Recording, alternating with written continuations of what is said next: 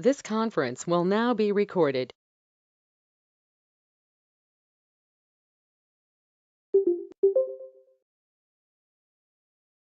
We're working out every now and then, so you'll have to excuse that. But I think in the long run, it's going to be a lot better. So we'll go ahead and start our Lander County Board of Commissioners meeting of June 20th, 2024.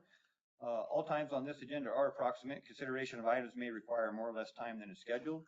Items on the agenda may be taken out of order. The public body may combine two or more agenda items for consideration, and the public body may remove an item from the agenda or delay discussion relating to an item on the agenda at any time. Public comment is designated for discussion only. The public has the opportunity to address the commission on any matter not appearing on the agenda. However, no action may be taken on any matter raised until the matter itself has been specifically included on the agenda as an item upon which action may be taken. Additionally, public comment may be heard on any item listed on the agenda. Persons are invited to submit comments in writing and or attend and make comments on any agenda item at the Lander County Commissioners Board meeting. All public comment may be limited to 3 minutes per person at the discretion of the commission. Please note that the public body may interrupt the open meeting and exclude the public for the purpose of having an attorney-client discussion of potential and existing litigation, which is pursuant to NRS 241-0153B2. I'll call this meeting to order. And JR, would you lead us in the pledge? You bet. I pledge allegiance to the flag of the United States of America and to the republic for which it stands, one nation, under God, indivisible, with liberty and justice for all. We'll have a moment of silence.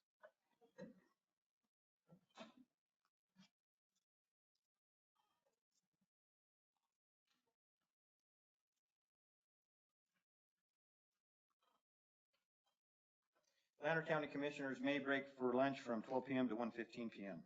Any agenda item may be taken out of order, may be combined for consideration by the public body, and items may be pulled or removed from the agenda at any time. We'll go into Commissioners' reports on meetings, conferences, and seminars attended. Dee, we'll start with you. Okay, first off, before I give my report, I would like to thank Sean and Donnie. They're actually doing the fences down there in Austin, and they're putting the one around the bandstand, finally, for safety issues. Thank you very much. So I attended the Kingston Town Board meeting on May 23rd. Their big concern, they're also discussing the tiny house issue that the Planning Commission is working on, camping on the lots, and Bill was there to try to figure out what they could do about it because it is breaking Lander County code. And the BLM had an old well that was over there with when the mine was there, and they're talking about trying to do some work on that to help add to their water system. And then on May 24th, I attended the NACO meeting in Eureka. Pete Goycochea, this is his last term, and so they did a thing honoring Pete. And then JJ Goycochea, who is now the state livestock commission guy, and he talked about the fact that they're having issues with wasting in deer, and if anybody comes across one, they've got certain areas that are quarantined already. If anybody comes across one, they are to report it immediately and not remove it from the area so it doesn't spread. And they talked a lot about crickets. Okay, so, and then on June 18th, I went to a PET meeting in Ely, and we discussed tourism across Highway 50. Okay, thank you, Dee, for the update. JR, any reports? No, I haven't attended any meetings since the last meeting, but been working on the crickets around town here. That's about all I got. Are we gaining? Well, we're holding our ground. Very much so. Okay, thank you. Mike, anything? I was unable to attend the last hospital board, so I have nothing to report. Okay, all right, guys, we'll move into staff reports on meetings, conferences, and seminars attended. Good morning, Commission.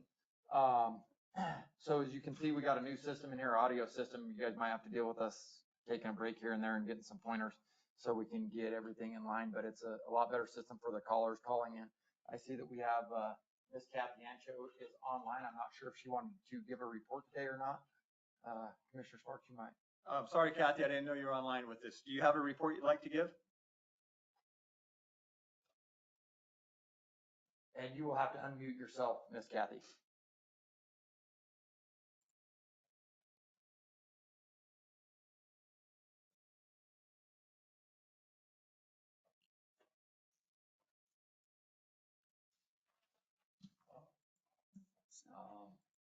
We're unmuted on our side, but not hearing anything from other.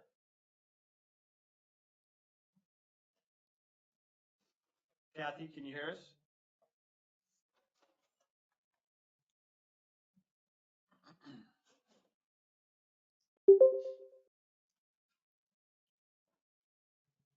We do see that, we did have another individual just log on that did unmute themselves, so I know that the system's working on the other end. Ms. Kathy, if you do want to say anything, you have to unmute your phone, and then you can speak, so.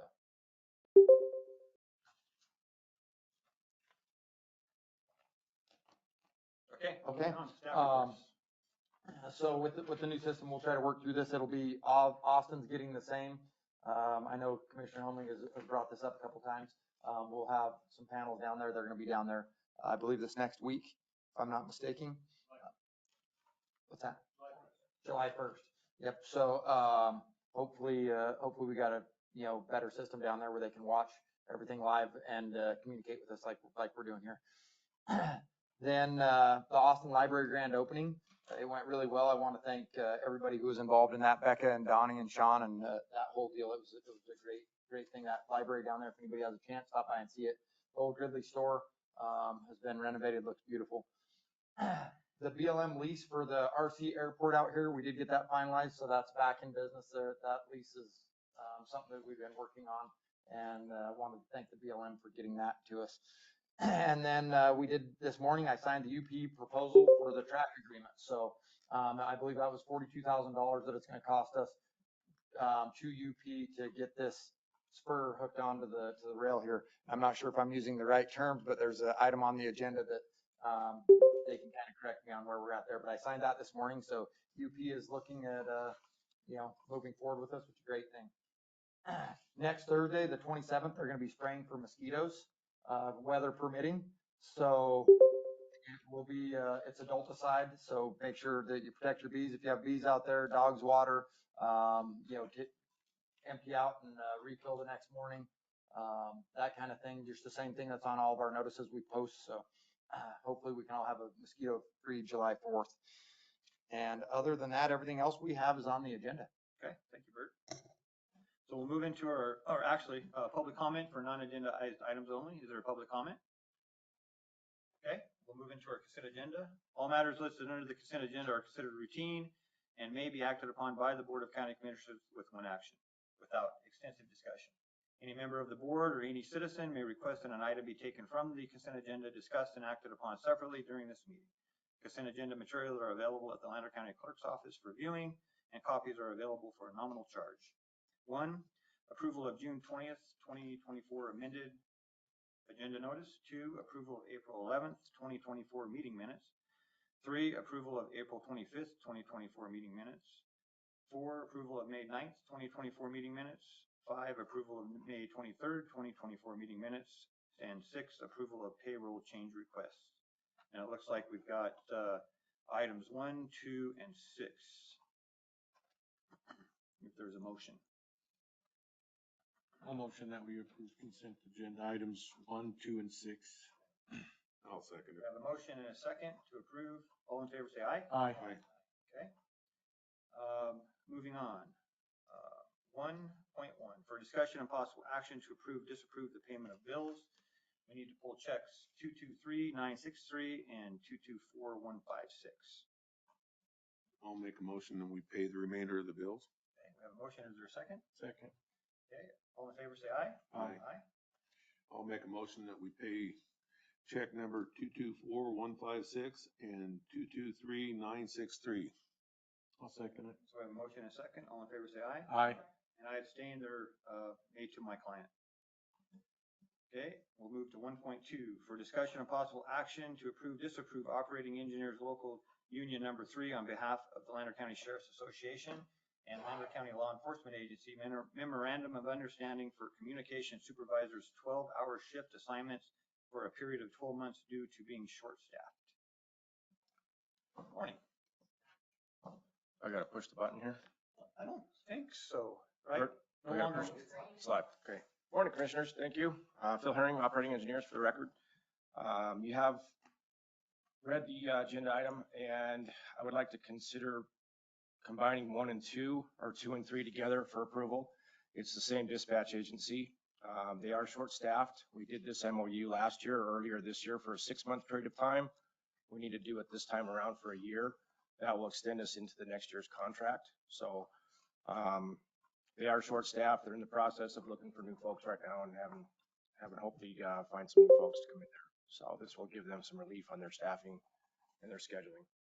Okay, Bill, do you want me to go ahead and open up 1.3? Yes, Okay. I was just going to suggest that. Okay, so we'll open up 1.3 as well for discussion of possible action to approve, disapprove operating engineers local union number 3 on behalf of the Lander County Law Enforcement Employees Association and Lander County Law Enforcement Agency memorandum of understanding for communication officers 12-hour shift assignments for a period of 12 months due to being short-staffed.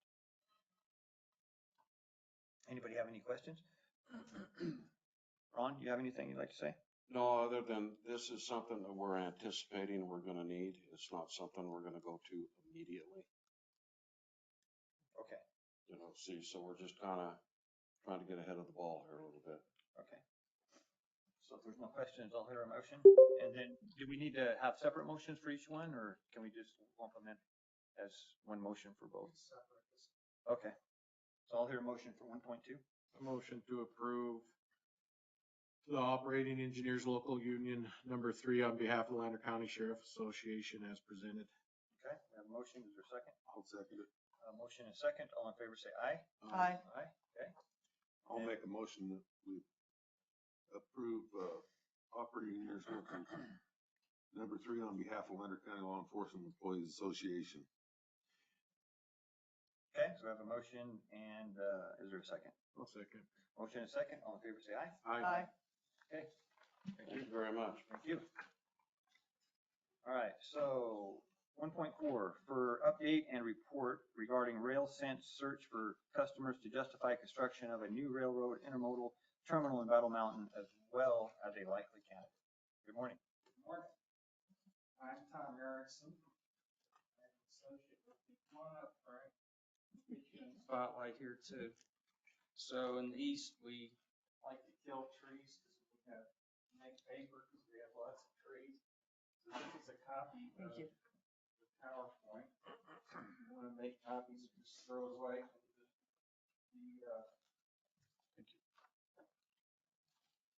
The important part is the last 2 pages of this, which is not actually on that. So I haven't been here for an hour and a half, for a year and a half before talking about the agreement where I would look for an intermodal terminal operator for this. So I guess I've seen everybody except Mike for a year ago, and I haven't been here for a year and a half. I'll blame my grandmother for this, who said that if you can't say something nice about somebody, don't say anything at all. Well, I didn't have anything to report, so I didn't report at all. So we've been out there beating the bushes, looking for some kind of base load customer, and couldn't find one for a year and a half until this guy right here stepped up, who has some contacts in the rail industry. And I think we have a contact now. We have a base load customer that I'd like to talk about a little bit this morning. Can I have the next slide?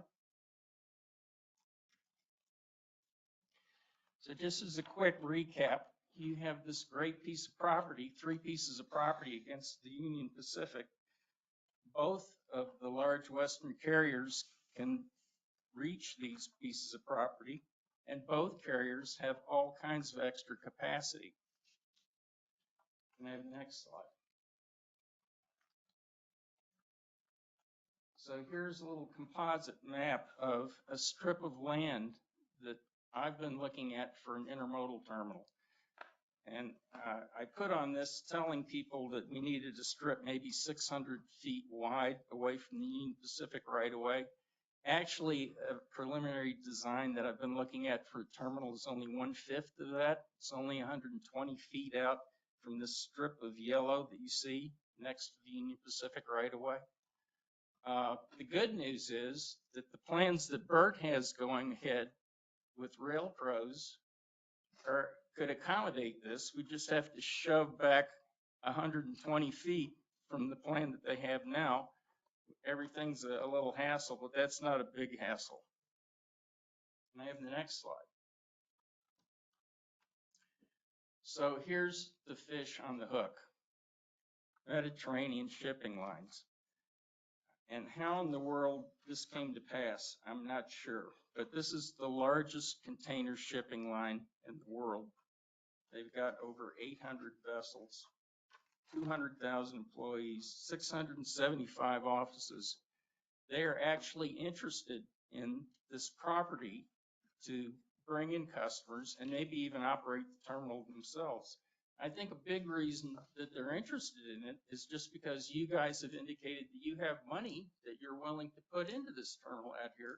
That's something they don't hear from other people.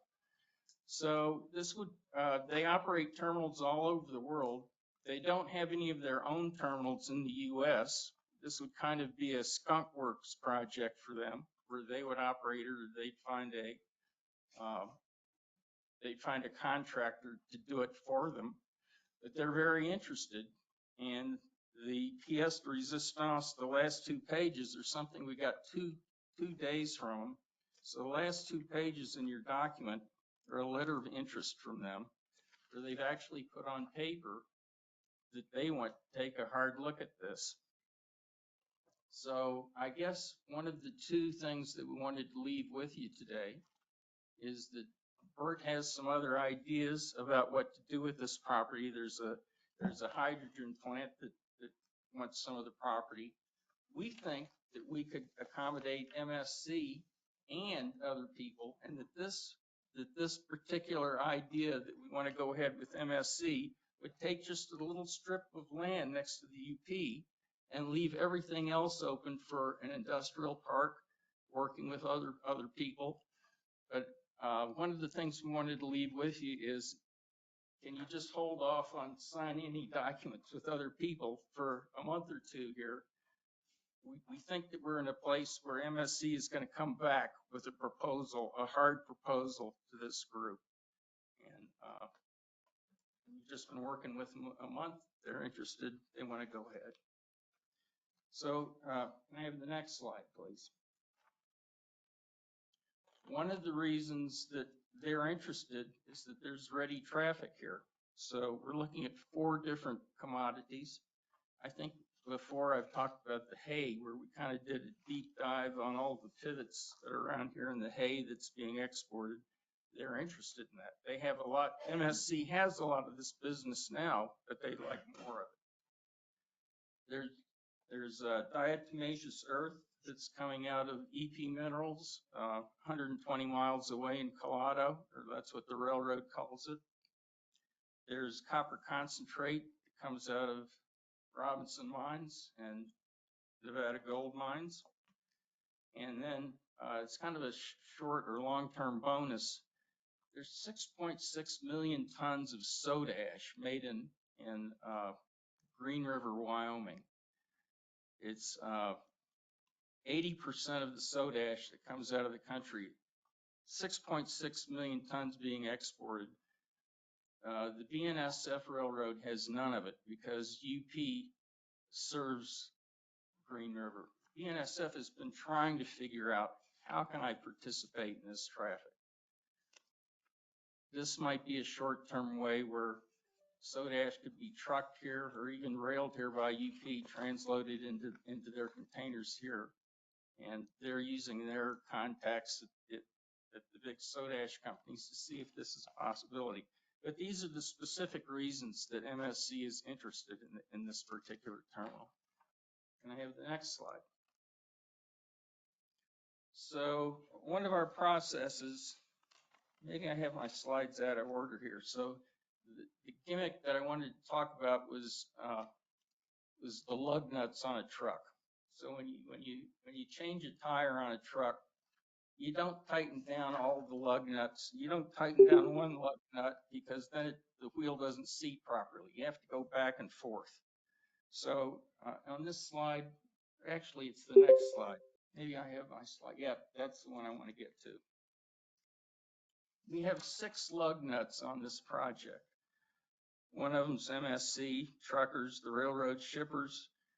One of them's you guys. So we can't tighten down everything. We have to keep going back and forth between these 6 different parties and pull the project together. And so we're just asking for, to get back on your radar screen at this point. Don't make any solid commitments to other people for a month or 2 till you see if we get back to you about MSC. And just be aware that we think we have somebody who actually wants to use some of that money that you've set aside and then pay you rental back towards having spent it. Frank, can we, oh, you know what? John Elliott, are you in hearing distance?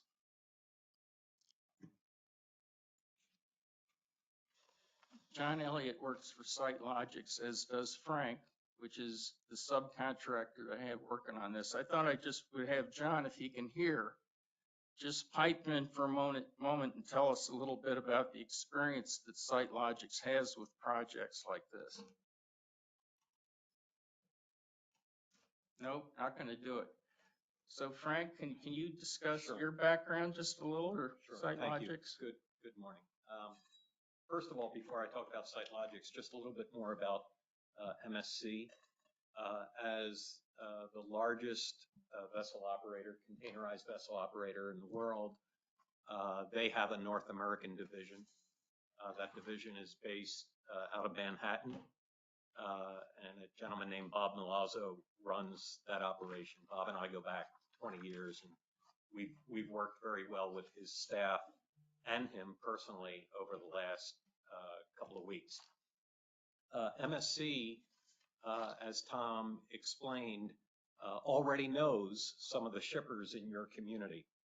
They're handling some of the freight today, and one of the things that was most interesting about this is that this solution not only allows them to grow their available capacity for those shippers. Capacity is very restrained today because of disruptions in the flow of equipment. This solution helps with that. Allows them to grow with those shippers, but also lower their cost of doing business for those shippers. So they saw a real benefit in it. As Tom mentioned, they saw it as a growth opportunity, both with the shippers that they have relationships with, but also with some of the new opportunities. And what they've asked for is a few weeks to vet those opportunities. MSC also has a relationship, of course, with every Class 1 railroad in North America, including both BN and UP. And those relationships are generally contractual-based relationships that go on 1 to 3 year kind of standing relationships. They were most interested in the Burlington Northern in this part of the country. And that we saw as a real advantage for this opportunity, because that gives a leverage right from day one to have dual rail access for a facility like this. Dual rail access, multi-tenants are the way of maximizing the footprint, and we saw it as a higher and best use for the property than anything that would be isolated. Relative to Tom's comments on SiteLogics, I've been a private consultant in the heavy freight industry for about 20 years. I've got a 20-year corporate background with both bulk terminaling companies and also railroads. We've helped out in projects like this in a number of places in the country. They all take a life of their own, and I think that goes to the lug nut discussion. Is the best way of doing this is little pieces at a time, understand what you have in front of you, and work that. And that's what we're proposing here. Okay, thank you. Thank you. So I'm open to questions, and obviously the reason I gave the handout is so you had our email address. You could talk to us later. We're done. Okay. Commissioners, any questions? Public, do you have any questions? Yes, sir.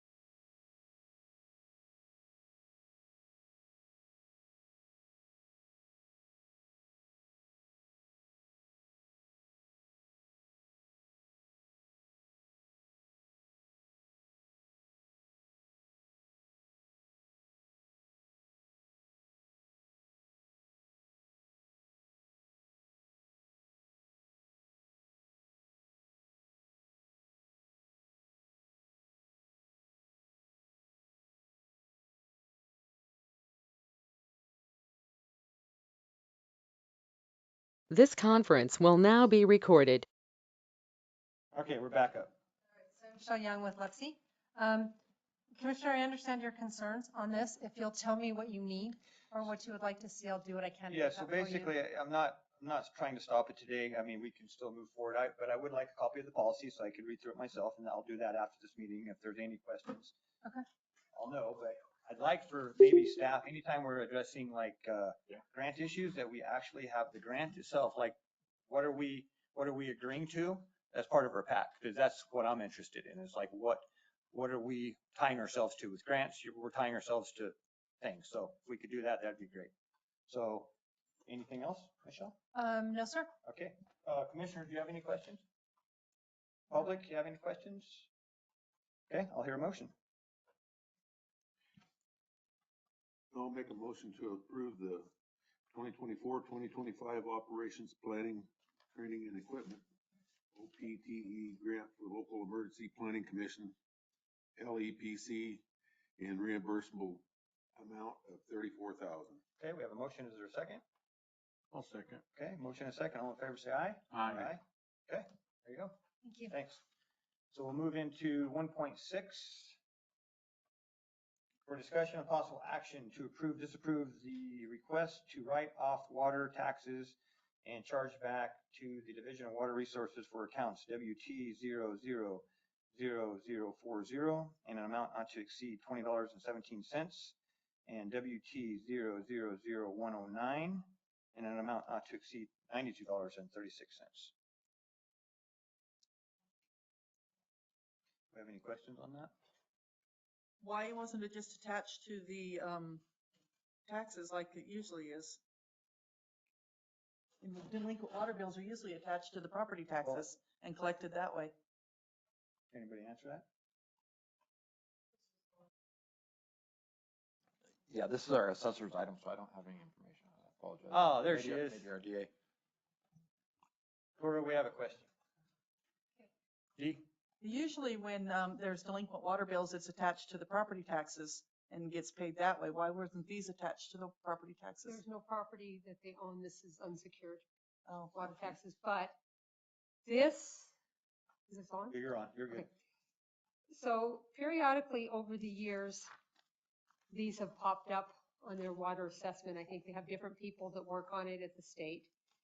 And these people don't exist. We can never collect them. So every so many years, we have to go in and have you guys write them off, and then we charge it back to the state as uncollectible. They'll be off for a few years and they pop back on again.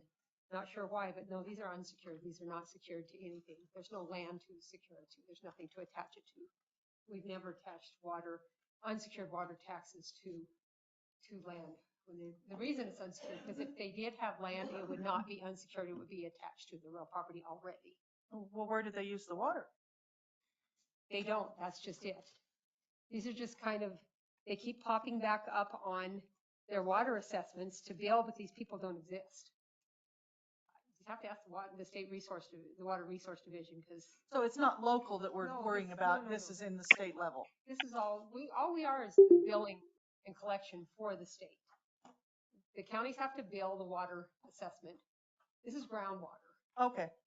And then the money gets sent to the state. We're just a middleman. That's all we are. But if we can't collect it, we can't send it to us. They show that we still owe them that for that, because you guys approve those assessments every year, the whole list of them. Right. So we just have to send a letter and a copy of the minutes that says that you guys approved to charge or to write them off and then charge them back to the state. I think it's an oversight possibly. I'm going to have a conversation once you guys approve this with them and ask them, can you quit putting these back on every few years?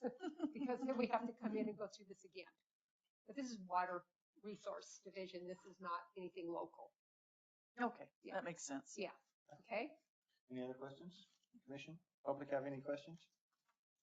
Okay, I'll hear a motion. I'll make a motion to approve the request to write off water taxes and charge back to the Division of Water Resources for account WT 000040 in the amount not to exceed $20.17 and WT 000109 in the amount not to exceed $92.36. Okay, we have a motion. Is there a second? I'll second. Okay, motion and a second. All in favor, say aye. Aye. Okay, we'll move to 1.7. Thanks, Laura. Thank you. 1.7. For discussion and update, the program and name change from MedX Air 1 to Classic Air Medical. Good morning. Morning. Paul Ward, Executive Director for Classic, for the record. Serenity Orr, Public Relations Director for Classic. Do we have the slides? That should be, or PDF.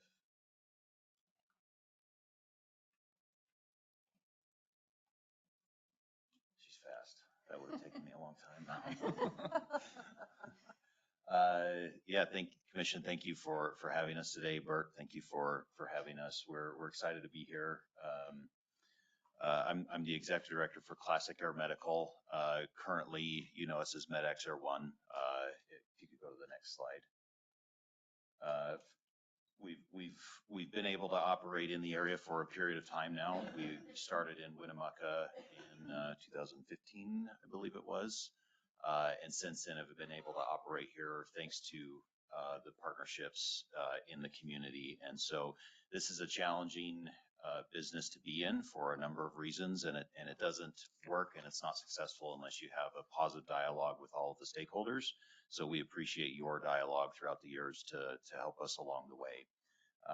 Certainly want to express gratitude to Mike at Lander County EMS.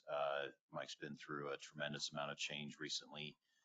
He is a rock star. He serves this community well, and I hope you are able to recognize the hard work that he puts in. We certainly recognize it on our end. He's a fantastic advocate for the service here, and he's wonderful to work with on our end as well. So want to give him gratitude. And working with the hospital through the years, it's always been a positive experience for us, and just want to thank them as well.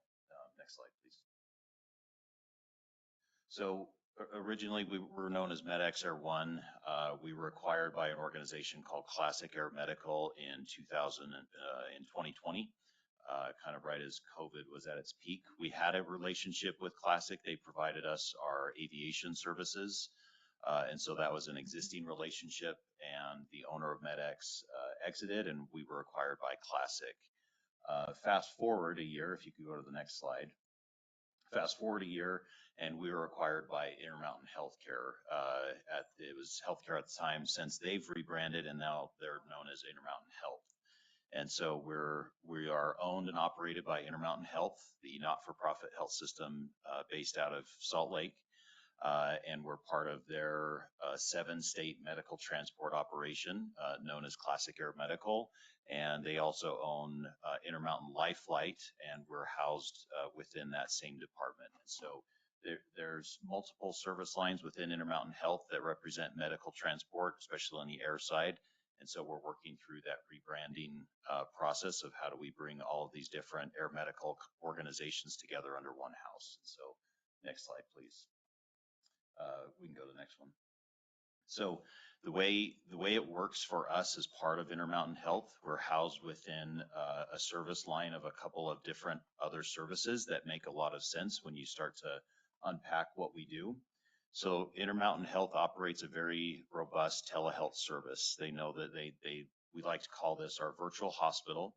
And so it's something that was really proliferated during COVID. You heard about telehealth services popping up.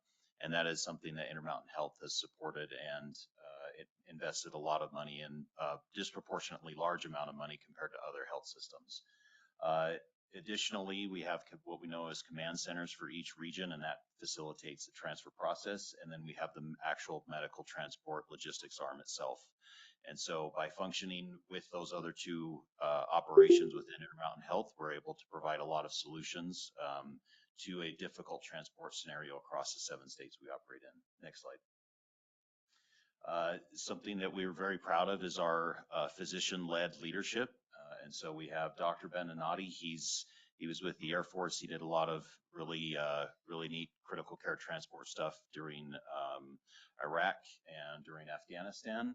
We have Dr. Hudson. He's our medical director for Classic. And then Dr. Rob Bryant, he's our medical director for Nevada. He's been out here a couple times and met with Mike and the physicians here at the hospital. And so having that ability to have physician-led care and have them at the tip of the spear and making decisions allows us to make decisions that are what we feel best for the patient, and less so making decisions purely based on financial metrics. Next slide. This is one of the aircraft that we fly. It's known as a Bell 407. It operates in what's known as VFR conditions, meaning that it has to see where it's going. Airplanes operate in what's known as IFR conditions, which means they can fly through clouds and things that an aircraft can't. They can also fly through some icing conditions. And so this is the latest and greatest that Bell offers. We have one based in Winnemucca, and we also have one based in Elko and also Ely as well. Next slide. And then you're familiar with the airplanes. They come in and out of here quite frequently. It's known as a PC-12. It's a Pilatus aircraft. It's very reliable. We have 2 in the Elko area, and then we have several in other states as well. Next slide. And so I'll pause there, and I just want to see if there's any questions up to this point. Please feel free to interrupt me. Do you have plans on basing one here in Battle Mountain? Yeah, great question. I think something to understand is that the decision to place an aircraft somewhere has to support the aircraft with that marketplace. And so we have the aircraft based in Winnemucca, and that marketplace is just big enough to support it and the hospital services as well. I think the marketplace here for transfers is a bit small for us to base one here. If we were to base one here, it starts to create some tension with the existing ambulance service because they need those transfers to help support that service line. And I don't see that being a benefit. This area is served by us. Also, there's another provider in Elko as well. We're in Winnemucca. So I think the service is adequately covered for what you need without just unnecessary disruption of the marketplace. So I wouldn't recommend basing one here. But obviously if that was something you wanted to pursue, we'd love to talk about it, but I don't know that it's the right fit for here. Any questions? Yeah. What would it cost to put one here? You know that they're expensive. It's very expensive. So that Bell 407 you saw a couple years ago, they were in about $4.5 million mark, just within the inflation being what it is, they're already $1 million more. And so it's about $5.5 million to operate that, just to purchase it. And then the hourly cost on that is around $1,200 an hour. And then there's also the cost of the staffing, which is the hardest part. Pilots are in short supply. So it's not insignificant dollars to operate an aircraft. And so that's the other part of this, is that with the challenges we face with staffing between the pilot side, the clinical crew member side, we have to be thoughtful and strategic about where we put these aircraft. And you have a great paramedic service here, and there's multiple aircraft that could respond to this area in a timely fashion. And so I just don't, from my perspective, I just don't see it being a necessary thing to base one here for the cost that it takes to support one. Right. Any other questions? So speaking of cost, segueing, if you could go to the next slide. We want to talk billing, and obviously that's always a topic in discussion. And this is, as with anything in healthcare, it kind of hinges on any kind of regulatory frameworks that are in the works or put in place. And there were some regulations that were passed several years ago, known as the No Surprises Act, that really changed things for us in some ways. Better for the consumer in a lot of ways, but also just adds to the layer of confusion that healthcare is for us, unfortunately, as consumers. And so we've operated since 2015, and we've never balance billed a patient. We're very proud of that. Formerly there was a membership process with the previous owner of MedX, and that was discontinued when we were acquired by Classic. We still don't balance bill. We never have. And the balance bill is what the amount after insurance has paid their portion. So the insurance pays their portion. It's typically not the total charges that we'll have billed. And so that balance is the amount that we don't collect from patients. And so they're not at risk for that. The other part that's at play is what's known as co-insurance or co-pays, deductibles, things of that nature. And those are the amounts that insurance requires of the patient. And so that's the part that the patient is responsible for. And so we don't offer memberships, and there's a very specific reason why. Part of our efforts as part of Intermountain Health is to keep patients in their hometown. And so that's where the telehealth services come into play, is through the offerings of telehealth. We work with the local hospitals or providers to help them with some technical expertise that they may not have, because physicians are difficult to get. And the goal is to keep patients at home if possible and keep them healthy. Then if they do need to be transferred, then we can execute on that transfer and do it safely. And so part of the challenge with the membership is it offers sort of that blanket protection of saying you're not going to be responsible for some out-of-pocket expenses for this transfer. Our position on that is that by doing so, it creates what's known as a moral hazard. A moral hazard is when you receive a benefit for something, but you really don't have a lot of skin in the game for that decision. And so we've recognized over the years of operating the membership in the past, and then also Classic had one, that in reviewing those transfers, not every transfer was necessarily needed, but it was asked for by a patient or a provider because they weren't going to be charged for it. And so you create this condition where people are transferred when there might have been better decisions made, had that sort of barrier been in place of like, is it really necessary? And so the goal for us is to transport those patients that truly need it, that truly do need those services, but not transport patients that don't necessarily need those services, and to find better ways of doing that. And so if you look at a 10-year, kind of timeline of having that membership versus not membership for us, we feel strongly that not having that membership is the right path, because there's other things that a patient needs to account for in their healthcare that they're going to have charges for, that money or that attention could be put towards. So for instance, one thing we think that communities could do to support this effort is offer education to community members about Medicare Part B, other Medicare Advantage plans. There's a lot of opportunity for protecting the public of that risk, but in a much broader sense you're going to get a lot more value for your dollar. And so that's why we don't advocate for memberships. We don't offer them anymore. It's just part of a larger scheme but just plan of trying to keep costs low and to prevent unnecessary transfers when they're not needed. So again, if a patient is transferred, we have patient advocacy efforts. So if they have confusion, there's always an opportunity for them to have help through that process. And then also there's the No Surprises Act, which was passed, that offers some consumer protections, not just for us, but also for emergent and anesthesia care as well. And so there's a good layer of protection for consumers in today's world, no matter who they're transported by. You can be rest assured that you're not going to get this large balance bill that we heard of in the news, 10 years ago, that the industry didn't do a good job of managing. And so I'll pause there and see if there's entertain any questions. Public have any questions? Okay. Next slide. So the process is typical of most revenue cycle processes. There's the initial billing, there's some follow-up, and then what's known as payment integrity. And so because of the No Surprises Act, the patient has been removed from that negotiation process. And so it's the provider dealing with the payer and having a discourse through this process known as IDR. It's been a long, arduous process to get to this point legislatively. They passed No Surprises Act without a lot of clarity as to how it was going to go, as most federal government programs do. And so it's been a long road to get to where we are, but right now the process is shoring up and it's becoming a bit better. Next slide, please. And with that, I just want to say thank you. We, like I said, this is a challenging business to be in. There's a lot of confusion consistently for a number of reasons.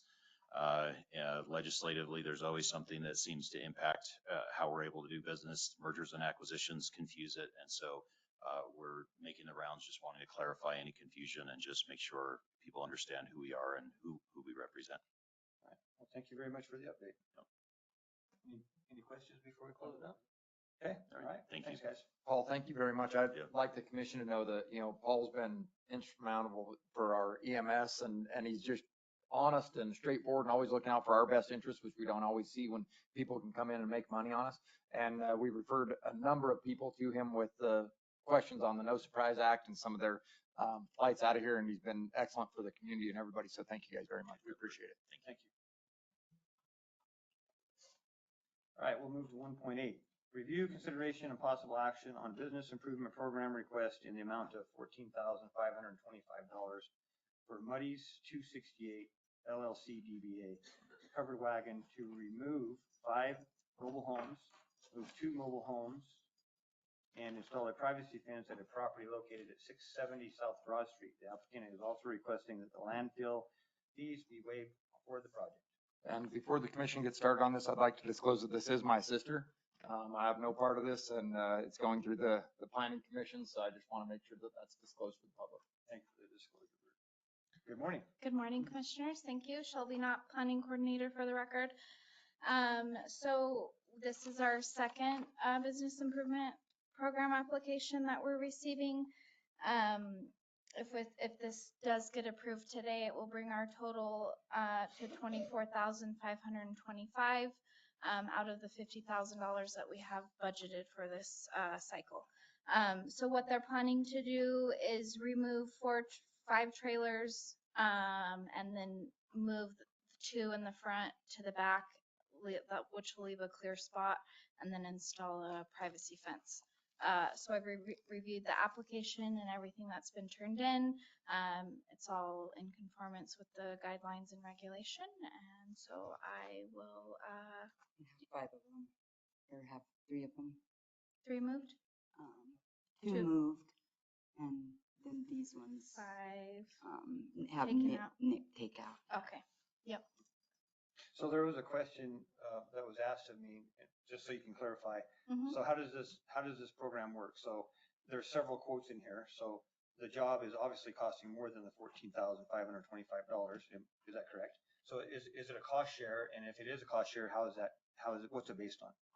So it is a cost share, so it's 50-50. So county pays half and the applicant pays half. So that's how we came up with that $14,525.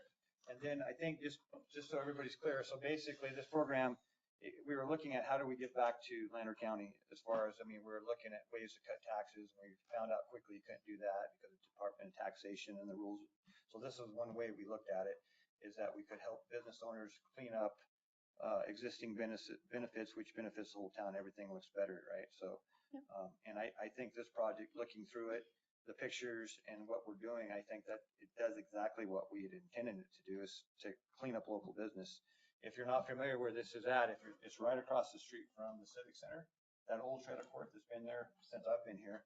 And there are some really in disrepair trailers there. And I think it would be exciting to get those off of there, and then also to put a fence up so you're not necessarily seeing it. So anyway, that's my comments. Any questions? Another request was for the county to waive the landfill fees for when they go take the trailers to the dump. So that's not part of the program, but up to the commissioners if you want to do that or not. Any questions? I think it's beneficial to waive the fees to get this mess cleaned up. Are they gonna tear them apart and take them in, or?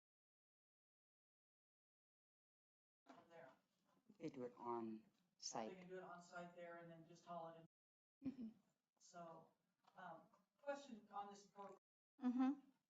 When they come in for reimbursement,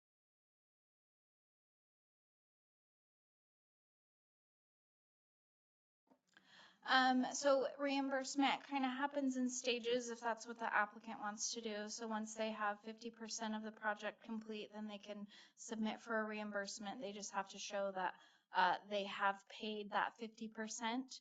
And then once they submit for the final payment, then we'll go out and take after pictures. So in here we have before pictures. We'll have after pictures, and all those reimbursements come to the commissioners too to get approved. So you'll be able to see those before you approve the reimbursement. referring to another one, can we hold? I think so. If it's something that's not following the guidelines of the program, we can certainly withhold payment until they are in compliance with the program. I support this wholeheartedly because it's a major improvement. Getting rid of old trailers is a definite improvement. And I did get bids for all of them, so I think that on there it's stating what they're gonna do. Any other other questions? Okay, all right, I'll hear a motion. A motion to approve the business improvement program request in the amount of $14,525 as presented, and in addition to that, to waive the landfill fee for disposal. Okay, we have a motion, is there a second? I'll second it. Motion and a second, all in favor say aye. Aye. Okay, Thank you. congratulations. Thank you. So in the program, once they have the participation agreement, signed and recorded, they have 9 months to complete the project. Okay. Yep. Good question. Okay, you're good. Yep, thank you. Okay, we'll move to 1.9, review, consideration, and possible action on a business improvement program request in the amount of $25,000 for Incline Hospitality LLC DBA Comfort Inn, Battle Mountain, to install a new sign and replace an existing exterior door for property located at 521 East Front Street. I think also what needs to be noted on here is that they are improving the landscape per their paperwork, so I think that's significant as far as our approval guidelines. So do we have the business owner here or a representative? I don't see them here. But I can go ahead and explain. So I have a couple questions here. On one of the bids that were submitted, they have a unit and an extension price of $15,492. But then below, they have a subtotal of $32,924. Where did they get $32,000 on that invoice? 1 second. Is that for the sign? This is for the side raceway.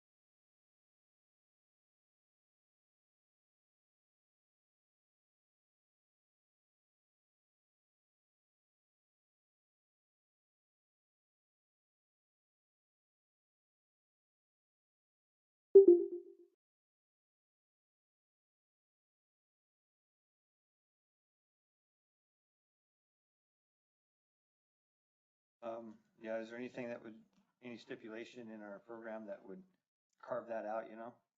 No, it just says the property, the applicants have to be the property owner, and that has to be commercially zoned. There's nothing that says they have to be a small business or it can't be a corporation or anything like Yeah, that. so I think that the fail-safe in that is that we have final say. So I've expressed my concerns. I don't think it's a project.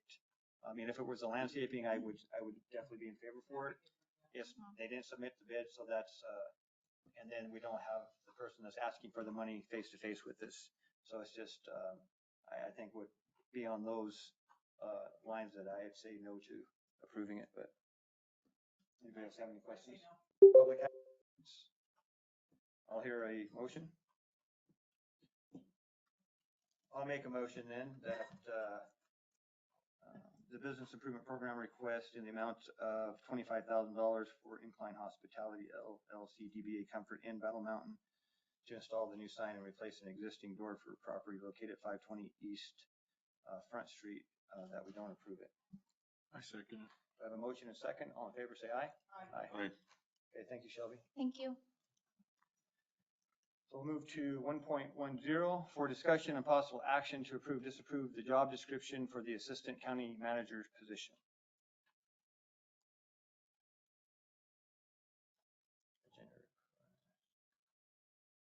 Okay, so commission, do you have any questions on this? I know it's been pretty busy, but do we really need to add more upper end staff? So basically, from what I see, this is what I see. This would be my 2 cents, and it's open for discussion. So there's a lot of, I mean, until somebody sits in the actual county manager's seat to see kind of what that person has to field as far as running a county is a lot. And my take on it is when he's dealing with a lot of the little things, it leaves less time for the big things. What I mean by that are like resource issues, net proceeds issues. And there's more. I mean, if I could just think of them, I would say them, but it's just the wild horse issues. It's just, and these things require a lot of time. So I think that would be the first thing. And then the other thing would be succession. It's like when Bert decides to call it quits or his employment ends with Lander County, is what do we do? Where are we left? I mean, I've seen it time and time again with other administrative offices in this county to where, I mean, you can see it as commissioners. There's a learning curve. Somebody comes in and thinks, oh, this is going to be great. You're so far behind the 8 ball as far as knowing what's happening in your county and the past. And it's like, what's that mean for an important rule like that? You know, and I can see the same for like a building inspector. Who do you get to put into these things? Everything, like all the gains you've made, you're at threat of losing them just because of the learning curve. So I think succession would probably be the key reason of why we would definitely want to look at something like this. But that's what we're here to discuss today. So that's my 2 cents. My 2 cents is the succession piece. This is, with everything Brian stated, is a huge piece in my mind. The person coming in to come in unprepared or new or even to look. If you find one, we see it on the news every day. You know, they come in new and they're termed or anything else. I'm private business, never been public. Everywhere I've been have solid succession managements. I use it all the time. I take hourly employees and put them into roles that salary perform and simply run them a year or two. So when that person leaves, it's been very successful in this and the mental health industry. When I was in it the same. So I'm firm on succession management. And another thing is my 2 cents is I've been here 18 years. I'll have 19 July 9th. I've also seen the ups and downs of not having not only succession management, but been involved with, you also have its ability for to see who he feels has the passion and the love for the community, to where you're not looking for a guy out of Los Angeles or Chicago to come in here and not care about the citizens and everything of Lander County. So it also gives opportunity. In the end, if that person's not chosen, that's one thing, but through the ranks, it gives that next person, up and coming person that we here in the county feel is the right person. I think it is the right move.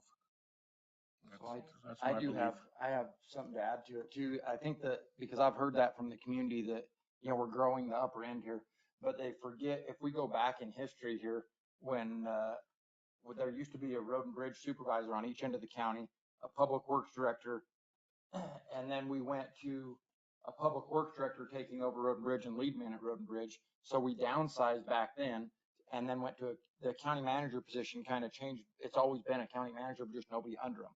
So, so we aren't really growing from what we've been in the past. We're essentially the same as what we've been. We aren't adding additional on top of additional. So that's just one concern that I wanted to make sure that I addressed with the public. The other is that we don't have what a lot of these other counties have, which is city and county. We only have county. Right. So we have the responsibility of everything from inside all the way out. Where if you go to a lot of these other counties, you know, they have the city and the county, including Lovelock and them, so they reduce that load. And the other thing I'd like to point out is until there's a commission up here that says, hey, Bert, we've had enough of your time, I'm not going anywhere except for the room, bro. It's just so Bert can get out of here. My feet are pretty firmly planted. Hail to you if it is. You know, yeah. So, and so I, you know, if there's a board ever that wants to, you know, send me down the road, I would like to make sure that I've done the best I can to know that I leave this county in the best possible hands of all these grants that we're writing, knowing what's happening. You know, where we're at on a lot of these projects. And one of these days I'd like to take a vacation. I think in the entire time that I've been here, I took 1 2-week vacation and it was a nightmare when I got back. So I've never even considered another. So, and not that it's all about me, but I think that reflects in what performance that this community gets back when you get overloaded and overwhelmed in any position. So kind of my justification, and I wanted the community to know that as well, is why we were even looking at this. Okay, does any commissioners have a question on the job description? I didn't. There's a couple points on here that I don't see, would be that I think as a county, assistant county manager, that it needs to be an at-will position, and there's no contract like our current county manager has. That would be the first thing. And then the second thing would be that if they're coming up into the ranks of potentially being the county manager at some point, I think that I would think that their job performance evaluation might be done by the county commission, and that's up for discussion. I wanted to see what people's thoughts were on that, because it's giving because that's the thing is when you have a county manager, they work for 5 bosses. So I think if we're doing the evaluation of whomever the person would be, that they probably need to hear from 5 bosses rather than 1 boss, because that's the ranks they're coming into. Right, And with then an two, initial, it gives the commission an opportunity to really address the workings of that assistant county manager and to share it from our perspective of what we're looking for in that person to be able to hold that full-time seat. Would that include the evaluation of the county manager? And then the final evaluation would include the commissioners? Would there be like an initial where whoever's chosen, Bert would do an evaluation, like his one-to-one evaluation, and then it would come to us? I think that would include probably it be somehow? right, because I think it's going to be important to hear from their supervisor boss. So yes, and I also think that it's going to be important to hear from potential 5 bosses that they could have. So what do you guys think?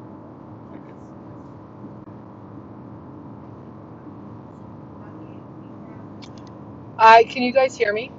Yeah, actually, can hear you quite well. That's exciting. Wow, amazingly. I've lost contact like 20 times and I just keep calling back, so I'm sorry. So I didn't hear what the last couple things that were said, and I'm very sorry about that. So Kathy, I was just looking at the job description. There's a couple points on there that I didn't see that I would like to see on it. And the first one was being that they would be an at-will employee, no contract. And then the second would be that at some point in the evaluation process that the Board of County Commissioner would get to evaluate that person.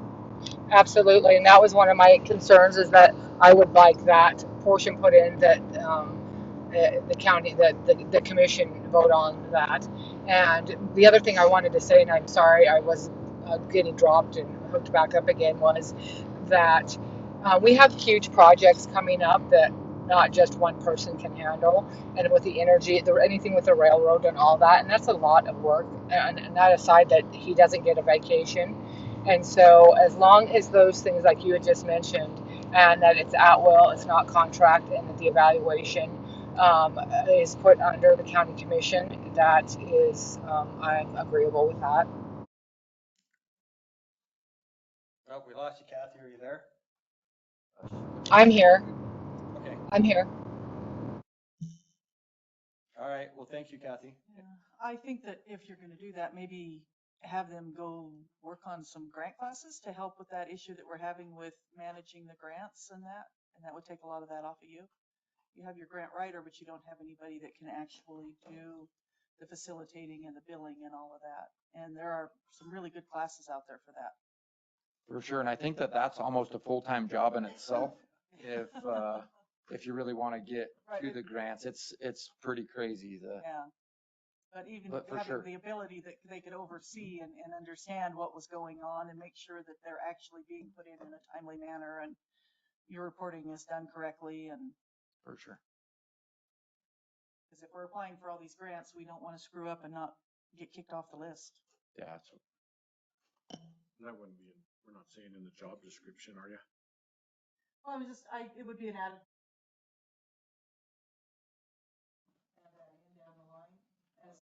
More backup for Bert. And that could be something too. That's a perfect example of why I think the Board of Commissioners needs to evaluate that person, because if that's something that we see that could potentially help that person to fulfill that seat, we just state that in as Bert's heard in many of these evaluations, hey, we'd like to see more training in this or more training in that. You know, our past commissioner was a proponent of Bert getting more training, so it's yeah.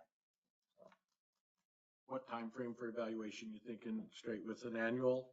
It's probably just an annual. An annual. Okay. Yeah. And then, so any other questions on the? Okay. Is there any public comment on it? Yes, sir.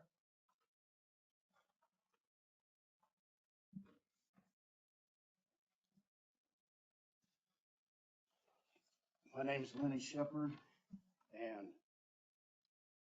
I remember when you were term commissioner, Brian, in about 2004, maybe? 2007 to 2010. Okay. Was my first scope. The A while campaign ago. slogan then was, we don't need a county manager. We're gonna get 5 commissioners, and we're gonna do away with the county manager. Well, we got 5 commissioners and a county manager now, and then we need an assistant. So I think we'd have been better off to have 3 commissioners and 1 county manager. So what happened? I don't know. I mean, if my memory serves me right, we went from 3 to 5 because there was rumbles about when you have 3 commissioners, it's just not enough diversification to really have a good neutral voice for your county, was number one. And then honestly, I don't know how Board of County Commissioners, basically from the NRS I've read, how they would run a county, because you can't individually be involved in day-to-day operations. We operate as a form, you know, in did these it for meetings. years. That's before my time. There was an election in 2006, and it was on the ballot to go to 5 commissioners. And a big part of that had nothing to do with what you're discussing today. It had to do with Austin wanting to have somebody from the South represent them, because we had Mickey Yarborough for ages, and I don't mean to put him down, but I know that there were people that were very anxious to get rid of him and wanted representation in the South. And they were very vocal. I think Ray was one of them, wasn't he?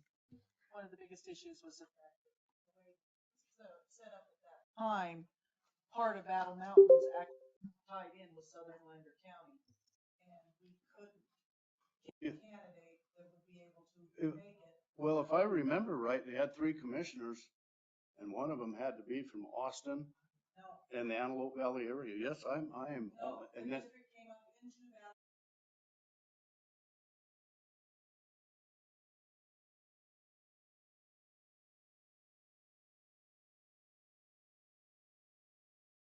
we started out, we had, we had Bert Gandolfo, and then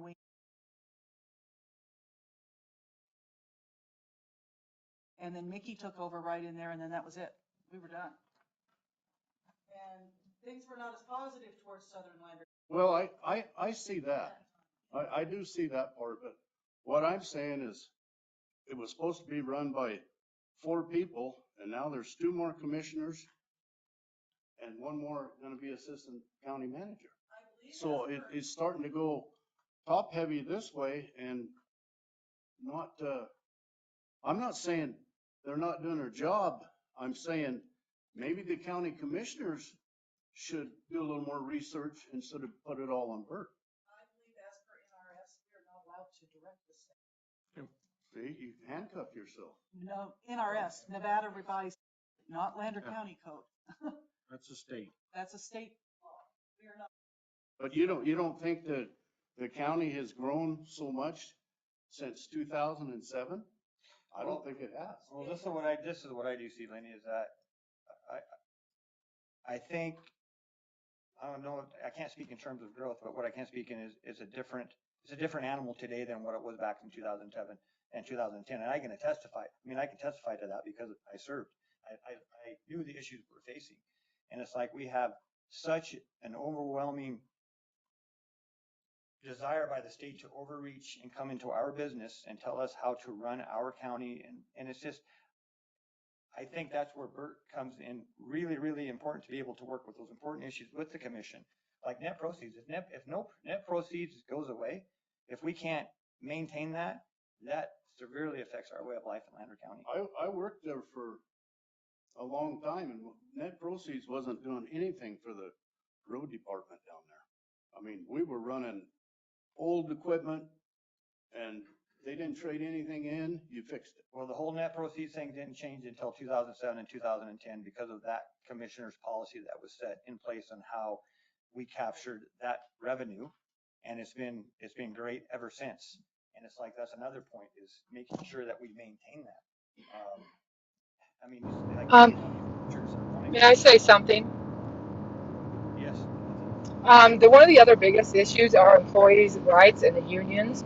We as county commissioners, we can't be the judge and jury. And if there are employee issues that have to come in front of us for the contracted employees, we as county commissioners cannot do anything with that or with the contracts if there's going to be something that comes back as an employee issue.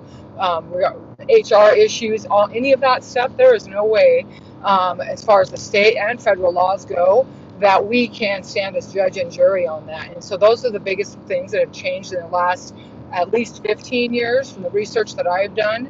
That is impossible for a county commissioner to stand as a supervisor and then try to turn around and vote for something where there's an issue or there's a contract issue. So that's that's one of the bigger things that stand out. Thank you, Kathy. And as I was saying, Lenny, it was just like the effect the wild horses have had on ranching. It's like I sit in these meetings with Bert, and that is going to be a fight. That's not going to be an easy battle, but it's a battle that we're prepared to fight.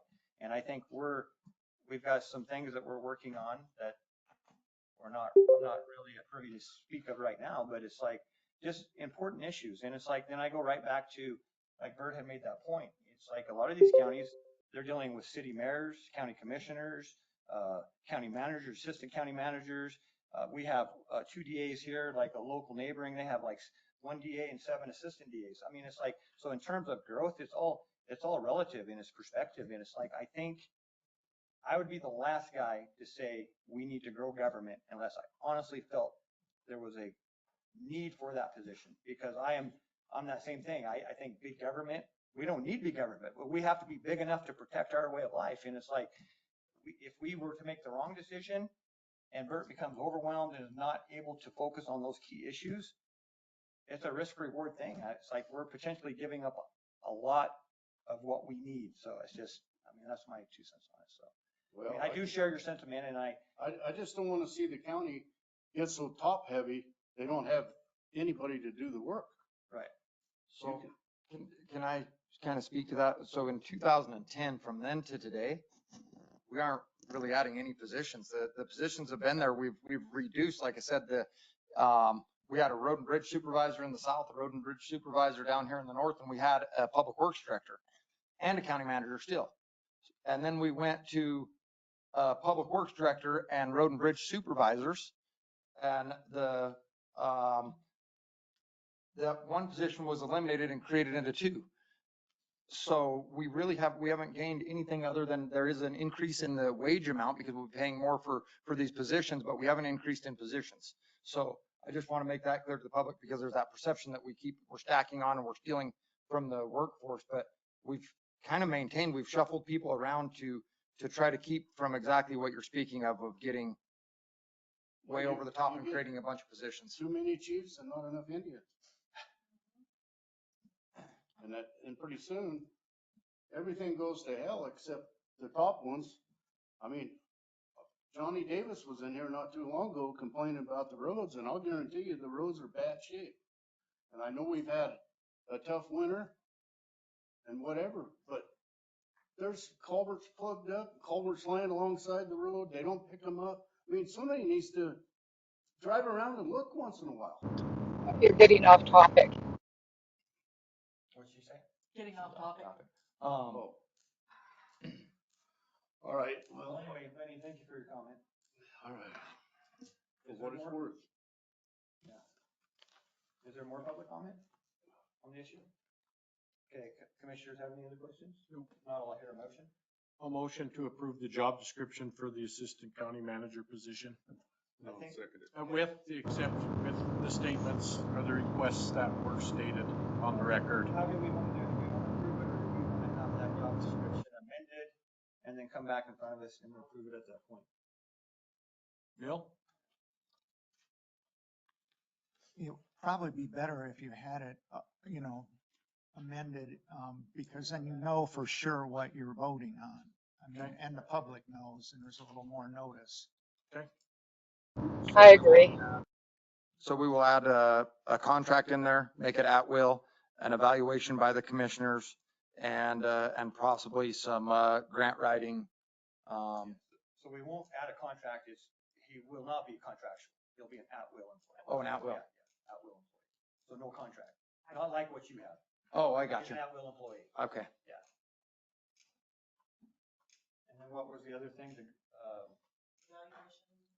well, I was just saying, maybe the grant writing could Well, just be ongoing training or something. I do have a question on that. So if they're an at-will employee, but they're being evaluated by you guys, that creates there's no layer of protection. That's the reason kind of why everybody works under me. And then that's a layer of protection that I'm a contract with you guys. I'm glad you brought that point up, some clarification, so that's why I said he still needs to be, the person would still need to be evaluated by you. But then just in the process of, he needs to hear from the commission as far as in terms of evaluation. So what we need, he would fall under the terms of an at-will employee. So we wouldn't per se be able to terminate. That would be something you would have to do. But I still think he needs to hear from the Board of Commissioners. Well, then I need to know how often, because his evaluation that would be done by him is yearly. Yeah, we would And just do that's it what we yearly. discussed was yearly. Yeah, we So said, just So yearly, how often from you guys? just yearly. Yearly. Once a year as well. Yeah, so basically, because I'm glad you brought that point up. It's not to terminate the individual, but it's so he can hear from 5 bosses in the directions and how we see the things. But if termination were to happen, he'd fall under at will. You'd be the guy to terminate. not You us. guys would get rid of me for not holding him accountable. I get it. Yeah, exactly. Well, and also, in the eventuality of when you leave and he steps up into that place, he's already used to having to come That's before right. the board. The whole point is succession, right? Right. I'm trying to think in terms of that. How do He we or she. fully prepare that person for succession? Okay. So I'm glad we hammered that out. So perfect. so I withdraw my motion. Is it just- Okay, yeah, so we'll just, Table this and yep, perfect. amend it. All right, so we'll move into our next item.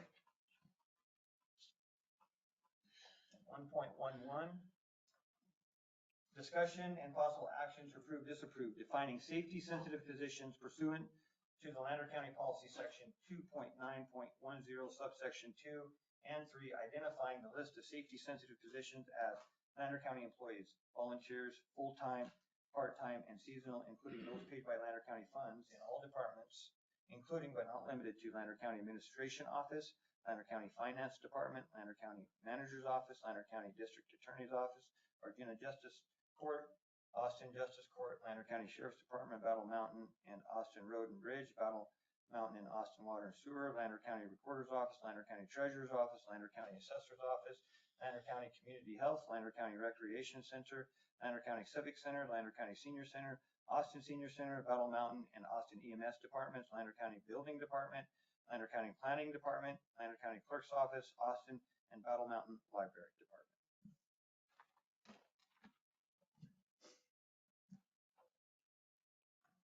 Commissioners, I know that this has been a hot topic about potentially drug testing and some policies putting in place for the county. And so that's what this is on here. I wanted it to be some public discussion so everybody can understand some of the concerns and some of the explanations of why there are any pushback whatsoever. I have my stance, which is everybody that gets a check, whether it's for food stamps or one of us working here, should be able to be in a cup and make it. But that doesn't really hold for everybody else. So. Okay. I'll start. I share the same sentiment, Bert. I feel that we are stewards of the taxpayers' dollars, and I think it's only responsible that we drug test. And it's Should like, we read in the next one to go with it? Because you're discussing safety positions here. The drug test is the next one. Yes, and so something I would, if we're going there, Commissioner, when you, if you were opening that, I have something I need to read in from Judge Gandolfo in Austin. okay. Bill, should we open up both? That's your prerogative if you wish. I'm not sure what exactly you're trying to accomplish. You're wanting to list everybody as safety? No, so you just answered my question for me. So we'll just tackle 1.11. So basically all we're doing is identifying and defining what a safety sensitive position is in Lander County. Right. So my 2 cents on that, I would think obviously it'd be anybody who's in a position to where they supervise the welfare and safety of an individual would be the first point. And then the second point would be anybody who operates any sort of power equipment or drives a vehicle would be what I would consider as safety sensitive. Or carries a gun. Or what? Carries a gun. Well, they're overseeing the safety and welfare of somebody, right? What are your guys' thoughts on that? So I believe in your backup, you have our actual policy for, policy section 2. It actually sensitive position means positions which may, in normal course of business, require an employee to operate Lander County's vehicle or heavy equipment or private vehicle on business, company business on a regular or reoccurring basis, and or B, involve job duties which it performs errors, judgment, or diminished coordination.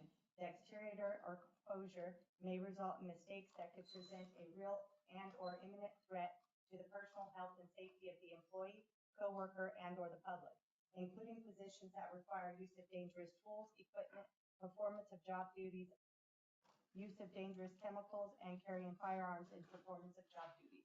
That is our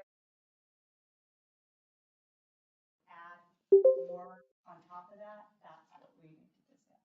Gotcha. So basically, if we felt that anybody who operated a Lander County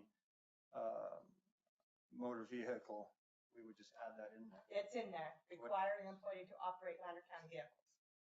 Okay, what about areas such as like lifeguards? Those are safety sensitive. Okay.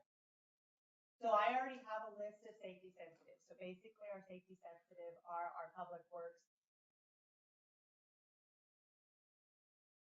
We have people that are operating county vehicles out of the building department. We have guards that, since they're, trained to save people's lives. And that's basically already the list of safety sensitive. So and EMS? anything outside of that, EMS, yes. Sheriff's Department, all of them are. And then how would it work? So if I attend a Wild Horses meeting in Reno and I hop in a Lander County car, I'd be subjected to drug testing as a commissioner because I'm operating a vehicle. Well, that is a big question, and that's for legal. That has come up, and the issue has been that we do not do that because you're elected officials, and what can we do to you? We can't turn you. Well, I would think that would be a double standard. I think so. No, I agree.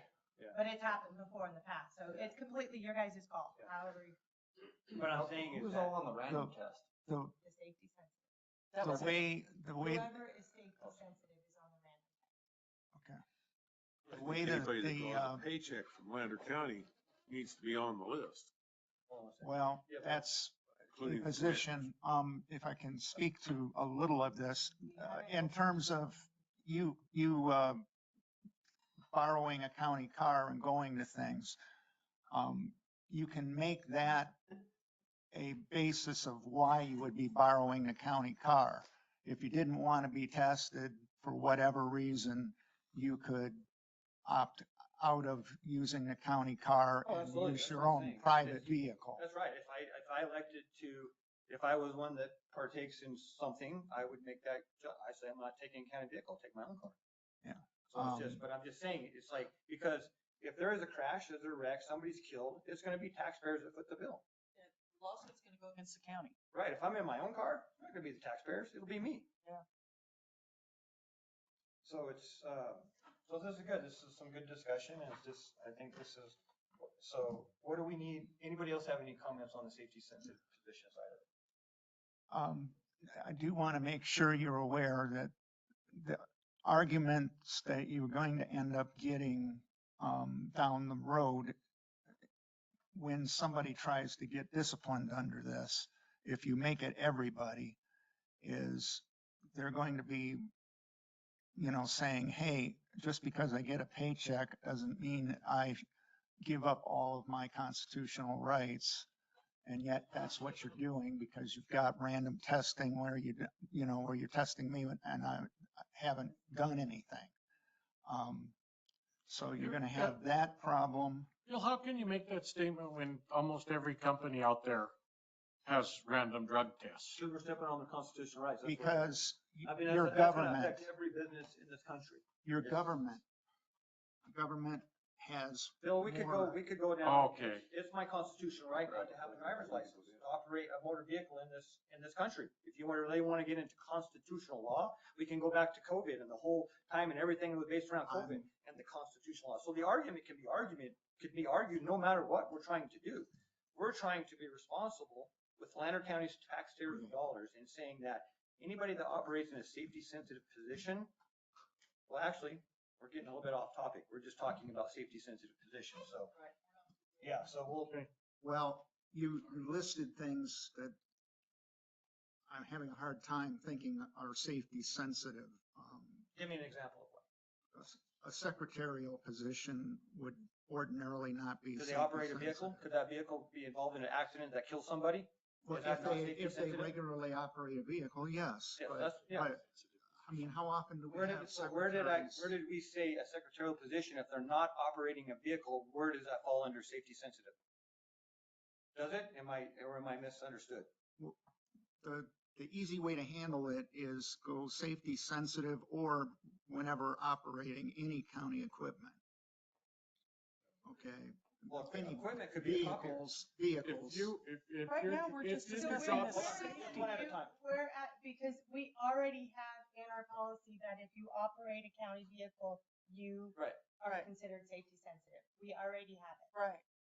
So that's what I was trying to get at, so that you're kind of covered for anything that deals with that. So is there anybody, based on our current policy, you guys have it up in front of you, is there anything that you see to where we need or don't need that you want to change? Because this is the point, guys, is that that's what we do as a Board of Commissioners. We set policy. That is our job. I see it as a safety sensitive, back to the secretary. If you're in your job description, there may be a time that you have to take a company car down to a basic thing like grab a lunch. In your safety sensitive position all the time, correct? Or just that day that you're gonna. County car? Yeah. If you're driving a county car, then you can. But at any time you can drive it, not just the operating time, not just that specific time. Okay, so, and I do have Pullpack on the phone and she wants to speak. My understanding is if you have an employee that but individuals that are coming to work 8 to 5 in their own vehicle, they are not considered safety sensitive.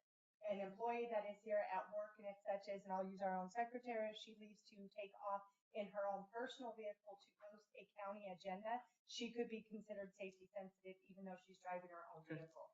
Pullpack is on the phone and she can confirm if I'm wrong. So I do have one comment, maybe Pullpack can speak to this, but to me, I almost think that somebody punching in and has access to my social security number and everything else could be considered just as safety sensitive as somebody jumping in a vehicle. I don't want them to be impaired either, but I don't know where them lines cross or blur or what. And that's why it's great to have this discussion. And Stacy is ready. Yeah, Stacy. Hi, good morning. Morning. All right, this is Stacy Norbeck with Full Pack Human Resources, as you know. So a couple of thoughts listening in here are, first and foremost, if you go to that policy, the definition of safety sensitive positions is specific that it's going to be people who are driving vehicles. It doesn't matter if it's a Lander County vehicle or personal vehicle on a regular and recurring basis. So the example you just provided about having to go post an agenda, if that's not regular and recurring, it probably wouldn't necessarily meet the definition of safety sensitive and on that person's job duties. Otherwise, it is going to be anybody whose job duties that if performed with, as it says, inattentiveness, errors in judgment, or diminished coordination, etc., that could affect public safety. So those are the two parts of the definition that require someone to be classified as safety sensitive. The reason why we have this defined is just because for two types of testing, your pre-employment testing and your random testing. So this is going back to the constitutional rights that were mentioned. And so yes, all public employees do have constitutional protections to right to privacy. And so that is why only certain employees that can affect public safety are required or allowed more of to be pre-employment tested and safety sensitive, random tested. This goes back to a court case that came back out in Ninth Circuit a number of years ago. I believe it was 2009. It was called Lanier versus Woodside. And it is where a public employee was required to pre-employment test or random test, I'm sorry, and she fought it because her job did not require her to affect public safety, and the Ninth Circuit did agree with her. And so since then, for the last 15 years or so, it has been our recommendation here at PullPact to have our memberships only random test and pre-employment test those types of positions. So any employee who is involved in an accident, car accident, wouldn't matter if they are classified as safety sensitive. They in fact would still be tested underneath your post-accident test. They would also be up for reasonable suspicion tests. If you have anybody who you believe might be under the influence and you want to rule it out as a cause of their behavior, their performance issues, then they could also face that kind of testing. So again, the safety sensitive testing is only meant for pre-employment and random testing. Does that clear anything up? Yes, it does. You stated one thing. You said whether they're driving a county car or their own car, they would still be, I'd have to adhere to the policy. So why would it be if they drove their own vehicle? Because they're on county time, so then we would still be liable if there was an accident? Yes, sir. Of course, the scope of employment. But again, if they're not classified as safety sensitive, they would still, if they were in an accident in their own vehicle performing county duties, for example, the secretary posting the board agenda, that employee would still face the possibility of post-accident testing. She just wouldn't be in the random pool. Got you. So Stacy, I'm sure being PullPack, our insurance carrier, you've reviewed our policy. Is our policy suffice for clarification or like description of what a safety sensitive position would be? Yes, that is our sample policy from last year. So it is until a few weeks from now. It's our current version. Okay. Commissioners, you have anybody questions for Stacy? Until 3 weeks from now, are you changing it after July 1? Every year we put out new policies July 1st. There's not a number of changes to the drug policy, but there will be some. Is there enough that we need to revisit it after their new policy comes out? If you give me one moment, I will. I'm going to pull up the newest version and make sure. I'll tell you exactly what kind of changes are in there for that policy. 1 second.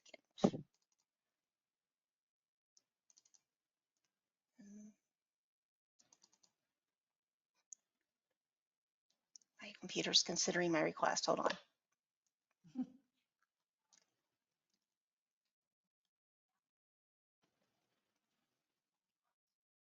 Okay. here it comes. All right, drugs.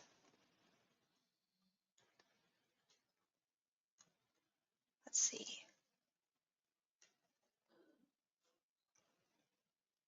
Sorry for the delay.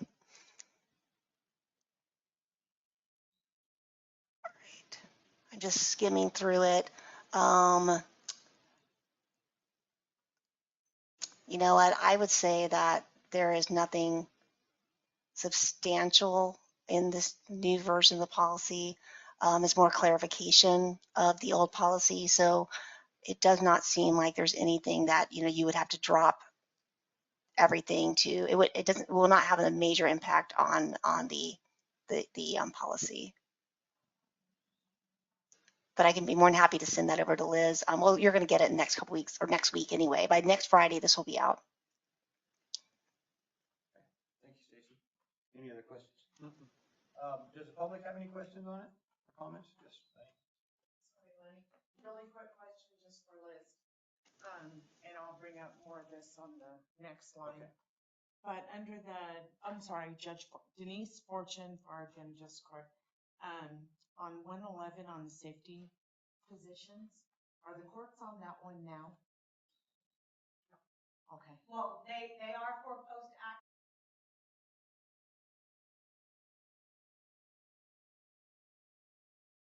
They can be tested. And I'll get more into that in the next one, and which is what Billy's letter, which I also have copy of. All county employees are in the post-accident and resource. Just something to keep in mind that when it comes to the courts, any court, that needs to be looked into more, and on either one of these, because the courts do not fall under the commissioners. And we are looking into it. I do understand the Supreme Court, but you are also paid by Lander County. Right.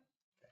Thank you. Which is why it's going to be at our judicial classes next week, because this came up and we do have case law.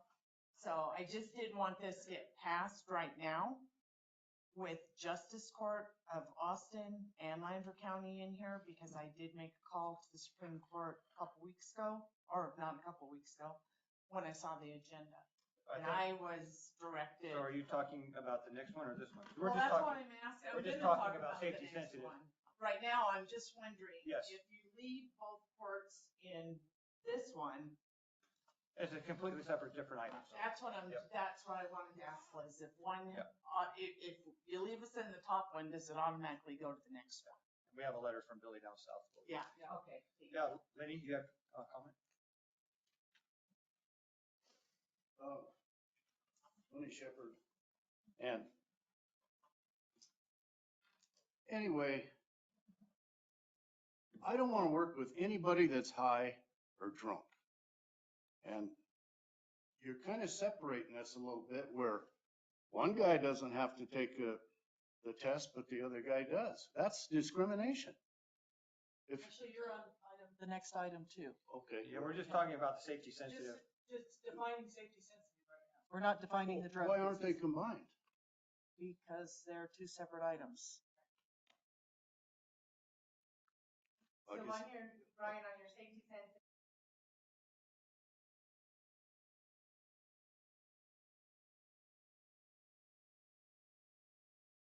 That I do not pull, it comes from a third party, and they tell me what department needs to drug testing.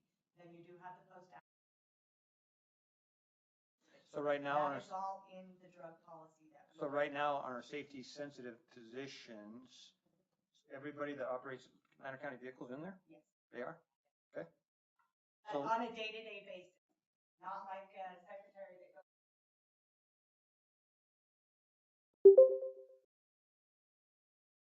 Or they would be in the reasonable. and this, They are not on the ramp. and this was based on what our insurance company, Stacy, was basically saying, right? Reoccurring? Yes, I think is what you're asking. Yeah. Yes, to be drawn at any given moment. Yeah, so, hey, Stacy, are you still there? Is she still with us? Yes, she is. Yes, sir.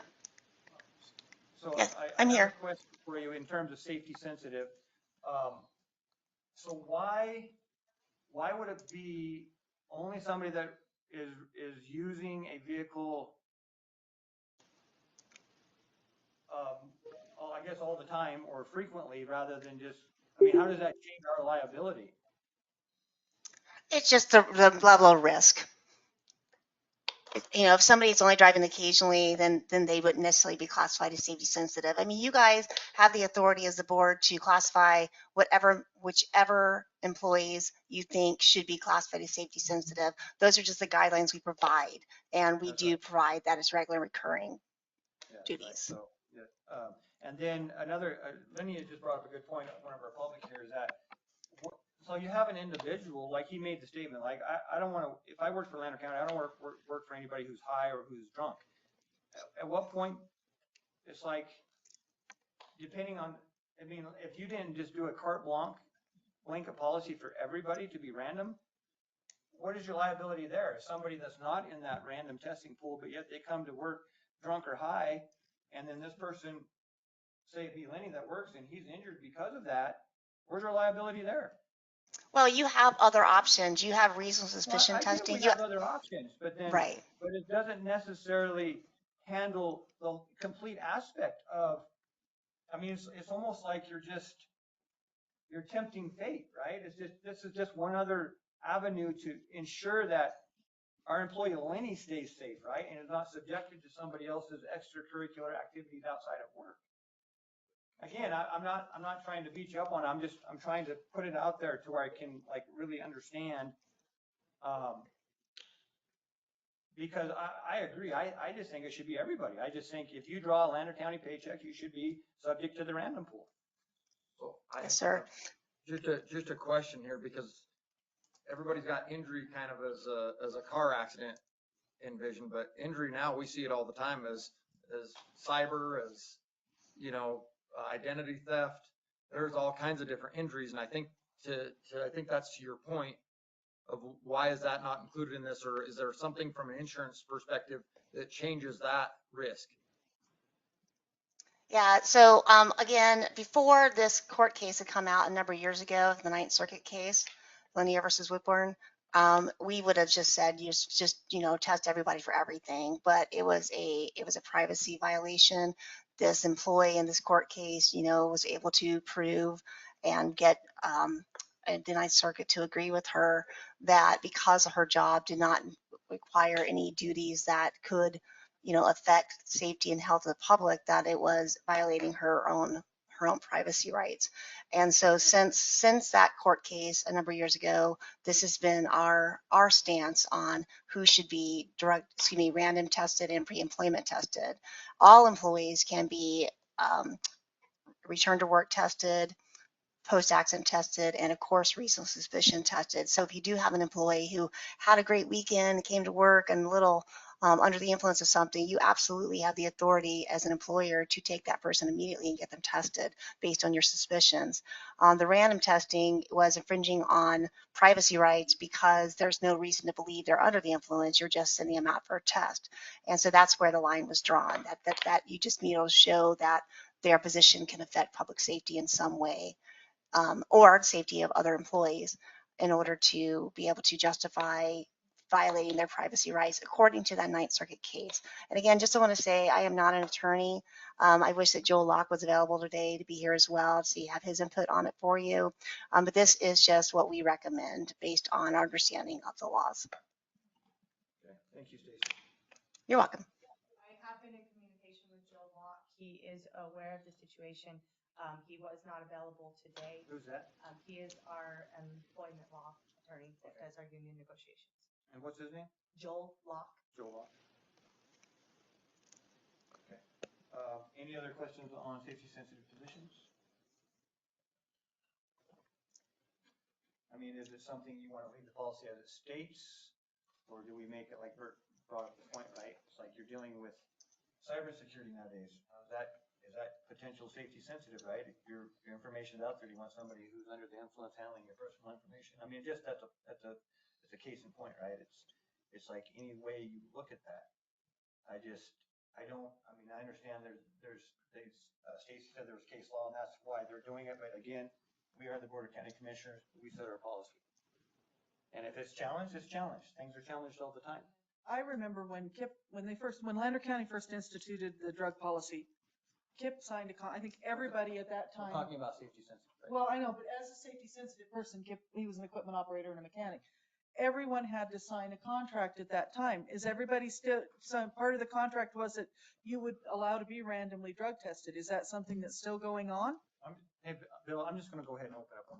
Well, Yeah, I don't object to that. I think that's probably wise because we're straying into it over and over. Yeah, well, I was just, because he was a safety sensitive position and that was one of the things everybody at that time signed the contract that they would be allowed to be randomly tested. So let me just Okay, open up- Commissioner, yeah, let the Let me- chairman okay, open. 1.12. For discussion of possible action to approve, disapprove all Lander County employees, volunteers, full-time, part-time, seasonal, including those paid by Lander County funds in all departments, including but not limited to Lander County Administration Office, Lander County Finance Department, Lander County Manager's Office, Lander County District Attorney's Office, Argenta Justice Court, Austin Justice Court, Lander County Sheriff's Department, Battle Mountain, Austin Road and Bridge, Battle Mountain, and Austin Water and Sewer, Lander County Recorder's Office, Lander County Treasurer's Office, Lander County Assessor's Office, Lander County Community Health, Lander County Recreation Center, Lander County Civic Center, Lander County Senior Center, Austin Senior Center, Battle Mountain, and Austin EMS Departments, Lander County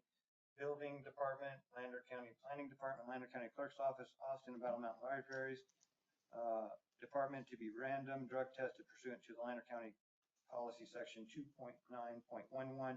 Did I see in there, anyway, did I just read over it? Not, do we have our Treasurer's Department in there? Okay, I did read that in. So we're now open. Do we have a letter we want to read from Judge Gandolfo down? Yeah, so I'll read the email that I got from Judge Gandolfo this morning. I'm writing this email to request that Austin Justice Court be temporarily removed from agenda item 1.12. I've been researching the implications of the policy through the lens of Sparks versus Sparks, Muni of 2013. I have reached out to Judge Higgins with Sparks Municipal Courts and Judge Galson. Glasson, I apologize, for guidance. They have stated that they would like to discuss the matter next week at our judicial conference in Winnemucca.